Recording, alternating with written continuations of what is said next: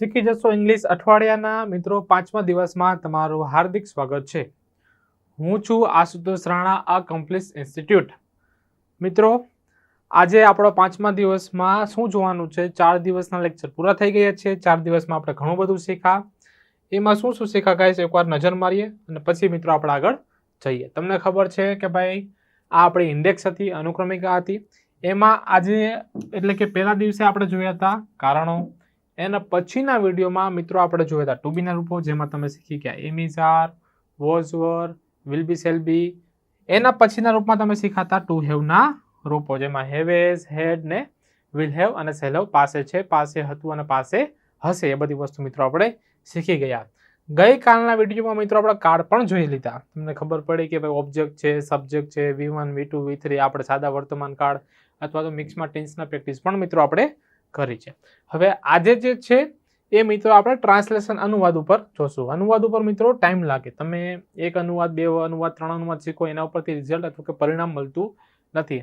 આની પાછળ દરેક વિદ્યાર્થીએ કંઈક ને કંઈક સમય આપવો પડે છે, કંઈક ને કંઈક એફર્ટ્સ મૂકવા પડે છે મિત્રો. ઘણા બધા વાક્યની રચના યાદ રાખવી પડે છે, પછી એક્ટિવ છે, પેસિવ છે, બધા ગ્રામરના ટોપિક હોય મિત્રો ત્યારે તમારો અનુવાદ સ્ટ્રોંગ બને. ક્લિયર કે નહીં? તમને ખબર છે ગઈકાલે તલાટી કમ મંત્રી રેવન્યુ તલાટીનો સિલેબસ જાહેર થયો. તેમાં ઇંગ્લિશનું પેપરનું વેટેજ વધી ગયું, ગુજરાતીનું વધી ગયું મિત્રો. બધી વસ્તુ જરૂરી છે. ક્લિયર કે નહીં? તો મિત્રો હવે સમય બગાડ્યા વગર આપણે મિત્રો આગળના વાક્યમાં એન્ટ્રી કરીએ. હવે અનુવાદ શીખવા માટેના મિત્રો કંઈક બેઝિક નિયમ હોય છે. હું તમને નિયમ કહી દઉં છું. નિયમ એવા છે મિત્રો કે સૌથી પહેલા ઓળખવાનો કાળ. કાળ ઓળખવા માટે તમારે વાક્યના અંતે જવાનું. તો કે સુશ્રી ફાતિમા બીબીનો જન્મ 30 એપ્રિલ 1927 રોજ કેરળમાં પથનમથિટ્ટા ખાતે થયો હતો. તો કાળ કયો છે? સાદો ભૂતકાળ છે.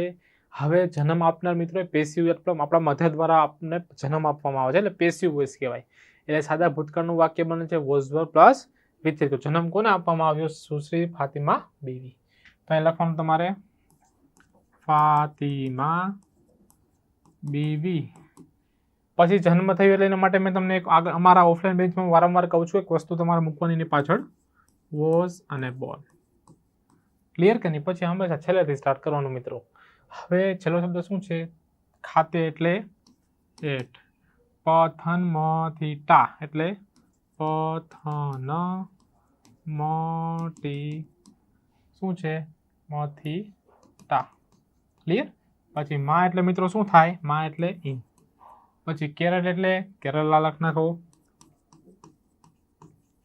પછી તારીખના આગળ શું આવે મિત્રો? તમને ખબર છે બેઝિકમાં મેં તમને શીખવાડ્યું હતું કે સવાર, સાંજ, બપોર અથવા તો વાર, તહેવાર, તારીખ શબ્દ હોય તો ત્યાં તમારે મૂકવાનું ઇન. તો ઇન કરીને લખો 30 એપ્રિલ 1927. ખબર પડી કે નહીં? ઓકે.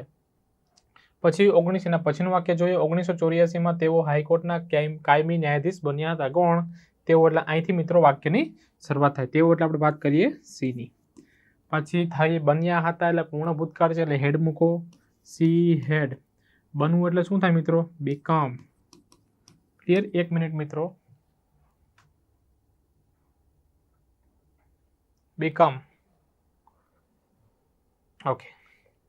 હવે ન્યાયાધીશ એટલે કાયમી ન્યાયાધીશ એટલે શું કહેવાય ગાઈસ એને? પરમેનન્ટ જજ. ક્લિયર? ના એટલે ઓફ. હવે હાઈકોર્ટ એટલે હાઈકોર્ટ. માં એટલે ઇન. ઇન કરીને 1984. આ પણ વાક્ય મિત્રો તમારું થઈ ગયું ક્લિયર છે. સાદો પૂર્ણ ભૂતકાળ છે એટલે હેડ પ્લસ V3 મૂકવું માં માટે ઇન. કાયમી ન્યાયાધીશ એટલે પરમેનન્ટ જજ. સુપ્રીમ હાઈકોર્ટ એટલે ઉચ્ચ ઓફ હાઈકોર્ટ. આ બધી વસ્તુ ગાઈસ તમે પ્રોપર શીખી રહ્યા છો. તેમણે કેરળના નીચલા ન્યાયતંત્રમાં તેની કારકિર્દીની શરૂઆત કરી હતી. તેમણે એટલે સી કરી હતી એટલે હેડ. શરૂઆત કરવીને મિત્રો અંગ્રેજીમાં શું કહેવાય? એનું V3 આપણે મૂકવાનું છે સ્ટાર્ટેડ. તેની કારકિર્દી એટલે હર.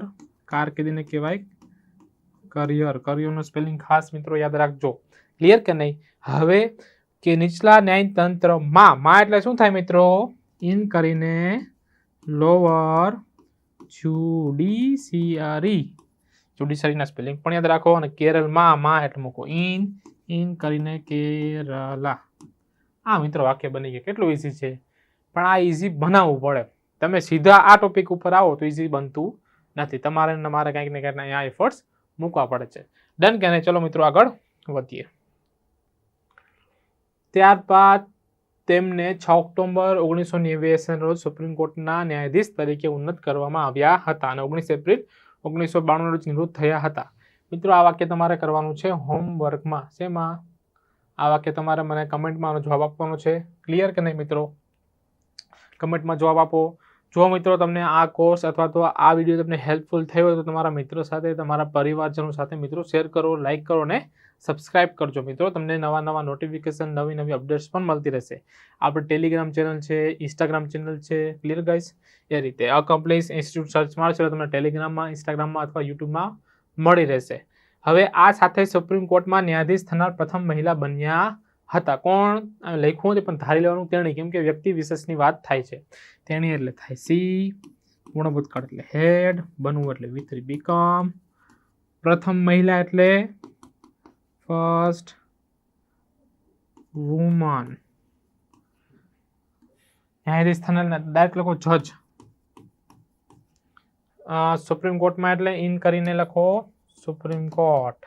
આ થઈ ગયું મિત્રો વાક્ય. કેટલું ઇઝી છે, કંઈ હાર્ડ વાક્ય છે નહીં. તમારે ખાલી એક ડેડિકેશન રાખવાનું છે, એના ઉપર પ્રોપર કામ કરવાનું છે. નિવૃત્તિ બાદ તેઓ જાન્યુઆરી 1997માં તમિલનાડુના રાજ્યપાલ બન્યા હતા. નિવૃત્તિ બાદ ઇંગ્લિશમાં શું કહેવાય ગાઈસ? After retirement. આ રીતે તેઓ એટલે મૂકવાનું સી, આમ તો ધ્યેય થાય, આ ભાવ નથી કરવાનું. તેઓ એટલે સી, પછી હેડ, બનવું એટલે બીકામ, રાજ્યપાલ અંગ્રેજીમાં શું કહેવાય? ગવર્નર. પછી ના એટલે ઓફ, તમિલનાડુ એટલે શોર્ટમાં લખું છું તમિલનાડુ. અને જાન્યુઆરી 1997માં તો ઇન કરીને જાન્યુઆરી 7. ખબર પડી કે નહીં? ચલો અહીં સુધી મિત્રો કાંઈ પણ ડાઉટ હોય તો બિંદાસ પૂછો. ક્લિયર મિત્રો? હજી એક વિડીયો છે, હજી 2 વિડીયો છે આપણા. આ જ રીતે અલગ અલગ નવું શીખવા માટે મિત્રો અમારી સાથે જોડાને રહો. તમે અમને ફોલો કરી શકો છો ઇન્સ્ટાગ્રામમાં, ટેલિગ્રામમાં, યુટ્યુબમાં મિત્રો. અમારા ડેઇલી ક્યાંક ને ક્યાંક નવી ક્વિઝ આવતી હોય મિત્રો, એમાં તમે ભાગ લ્યો, એમાં તમે જવાબ આપો મિત્રો. ક્લિયર છે? તો મળીએ મિત્રો નવા વિડીયોમાં. જય હિન્દ, જય ભારત.